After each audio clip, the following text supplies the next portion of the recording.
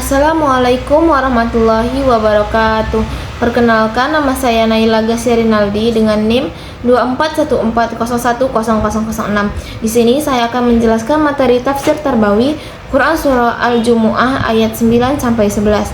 Yang pertama, dalil tentang Quran Surah Al-Jumu'ah ayat 9 sampai 11. A'udzu billahi minasyaitonir rajim. Bismillahirrahmanirrahim. Ya ayyuhalladzina amanu idza nudiyatis salati min yaumil jum'ah fas'au ila dzikrillahi wa darul bai'. Dzalikum khairul lakum in kuntum ta'lamun. Wa idza qudiyatis salatu fantashiru fil ardi wabtaghu min fadlillah wadhkurullaha katsiran la'allakum tuflihun. Wa idza ra'aw tijaratan aw lahwan faddu ilaiha wa taraku qa'ima qul ma indallahi khairum minal lahwi wa minat tijarah wallahu khairur razikin. Artinya, wahai orang-orang yang beriman, apabila telah diseru untuk melaksanakan sholat pada hari Jumat, maka segeralah kamu mengingat Allah dan tinggalkanlah jual beli. Yang demikian itu lebih baik bagimu jika kamu mengetahui. Apabila sholat telah dilaksanakan, maka bertebarlah kamu di bumi. Carilah karunia Allah dan segeralah ingat Allah banyak-banyak agar kamu beruntung. Dan apabila mereka melihat perdagangan atau permainan, mereka segera menuju kepadanya, dan mereka tinggalkan engkau Muhammad sedang berdiri atau berkhotbah. Katakanlah, apa yang ada di sisi Allah lebih baik daripada permainan dan perdagangan, dan Allah memberi rezeki yang terbaik. Selanjutnya yaitu asbabun nuzul dari Quran surah Al-Jumu'ah ayat 9 sampai 11, di mana asbabun nuzul dari Quran surah Al-Jumu'ah ini menceritakan di mana pada suatu hari ketika Nabi Muhammad sedang menyampaikan khutbah dan salat Jumat di Madinah, datanglah rombongan kafilah dagangan yang dipimpin oleh Diyah al-Kalbi dari wilayah Syam. Sebagaimana kebiasaan pada waktu itu, kedatangan kafilah diumumkan dengan bunyi rebana ataupun tabuhan agar masyarakat mengetahui adanya barang dagangan. Mendengar suara tersebut, sebagian jamaah yang sedang mengikuti khutbah keluar dari masjid untuk menyambut dan membeli barang dagangan karena khawatir kehabisan. Nah, mereka meninggalkan Rasulullah SAW yang masih berkhutbah. Menurut riwayat, hanya 12 orang sahabat yang tetap berada di masjid bersama beliau.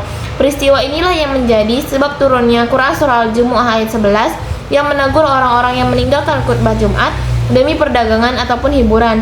Allah menjelaskan bahwasannya pahala dan karunia di sisinya jauh lebih baik daripada perdagangan dan hiburan semata, serta Allah adalah sebaik-baik pemberi rezeki. Adapun ayat 9 memuat perintah yang sangat tegas kepada orang-orang beriman agar ketika azan kedua pada hari Jumat telah dikumandangkan sebagai tanda dimulainya khutbah, mereka segera memenuhi panggilan salat Jumat, meninggalkan aktivitas jual beli dan juga seluruh kesibukan duniawi. Perintah ini menunjukkan bahwasannya ibadah kepada Allah harus didahulukan di atas kepentingan ekonomi ketika waktunya telah tiba. Selanjutnya ayat 10 menjelaskan bahwasannya setelah salat Jumat selesai dilaksanakan, kaum muslimin dipersilahkan kembali bertebaran di muka bumi untuk bekerja, berdagang dan mencari karunia Allah. Dengan demikianlah Islam tidak melarang umatnya mencari rezeki, tetapi mengajarkan keseimbangan antara memenuhi kewajiban ibadah dan menjalankan aktivitas dunia. Nah, ayat ini juga memerintahkan agar kaum muslimin tetap banyak mengingat Allah dalam setiap aktivitas sehingga pekerjaan yang dilakukan itu menjadi ibadah dan mendatangkan keberuntungan. Nah, dari peristiwa inilah dapat kita pahami bahwasannya mendidik kaum muslimin agar memiliki prioritas yang benar dalam kehidupan. Nah, urusan ekonomi dan perdagangan itu merupakan hal yang penting, tetapi tidak boleh membuat seseorang itu melalaikan kewajibannya kepada Allah. Ibadah itu seseorang itu harus menempatkan ibadah sebagai prioritas utama. Kemudian setelah kewajiban tersebut ditunaikan, ia diperintahkan kembali bekerja dan berusaha mencari rezeki yang halal. Nah, peristiwa ini juga menjadi pelajaran bahwasannya keberkahan rezeki tidak hanya ditentukan oleh banyaknya usaha, tetapi juga ketaatan kepada Allah dan penghormatan terhadap syariat Islam. Selanjutnya yaitu poin-poin tarbawi yang terdapat dalam Quran surah Al-Jumu'ah ayat 9 sampai 11. Yang pertama yaitu menanamkan sikap taat kepada perintah Allah dengan segera memenuhi panggilan sholat Jumat ketika azan dikumandangkan. Yang kedua, mendidik peserta didik untuk mengutamakan ibadah di atas kepentingan duniawi ketika waktu ibadah telah tiba. Yang ketiga yaitu membiasakan kedisiplinan waktu, yaitu datang tepat waktu untuk mengikuti khutbah dan sholat Jumat. Yang keempat, menanamkan rasa hormat kepada khutbah Jumat dengan mendengarkan khutbah secara khusyuk hingga selesai. Yang kelima, mengajarkan keseimbangan antara urusan dunia dan akhirat, sehingga bekerja dan beribadah berjalan secara harmonis. Selanjutnya yang keenam, mendidik etos kerja dalam Islam, karena setelah sholat selesai, kaum muslimin itu diperintahkan kembali mencari karunia Allah melalui usaha yang halal. Yang ketujuh, menanamkan nilai kerja keras dan produktivitas, bahwa Islam tidak mengajarkan sikap malas tetapi mendorong umatnya untuk bekerja setelah menunaikan kewajiban ibadah. Yang kedelapan, mengajarkan pentingnya mencari rezeki yang halal, karena pekerjaan yang dilakukan itu sesuai dengan syariat merupakan bagian dari ibadah. Yang kesembilan, membiasakan zikir kepada Allah dalam setiap aktivitas, sehingga pekerjaan dunia tetap bernilai ibadah dan mendatangkan keberkahan. Yang kesepuluh yaitu menanamkan sikap tidak materialistik, yaitu tidak menjadikan harta dan perdagangan itu sebagai tujuan utama yang mengalahkan kewajiban kepada Allah. Yang ke-11, mendidik kemampuan menentukan skala prioritas, yakni mendahulukan kewajiban sebelum mengerjakan kepentingan pribadi.